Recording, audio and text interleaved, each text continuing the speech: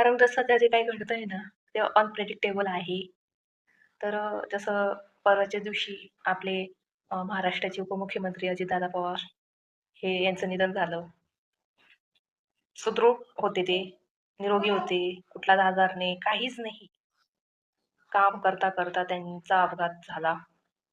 कामाच्याच त्या हेतूनी बारामतीला ते जात होते.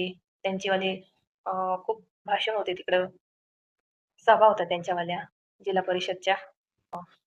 काळ वेळ हा आला त्यांचा आणि असं काही झालं. म्हणून कसं असतं माहिती का?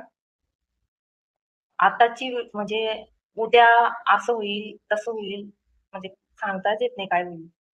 मी तर म्हणते ना, कधी माणसाचा कुठला क्षण, मिनिटं, तास, दिवस शेवटचा असेल सांगता येत नाही. तर म्हणजे सांगता येत नाही कुठला दिवस असा शेवट ठरेल म्हणून. आयुष्य जसं आहे ना आपल्याकडे भेटले आपल्याला, तर मला असं वाटतं ना खूप सुखाने, समाधानाने आणि छान प्रकारे जगा असं सांगणं आहे मला. म्हणजे कसं आहे, प्रत्येक गोष्टीची खंत ठेवत नाही बसायची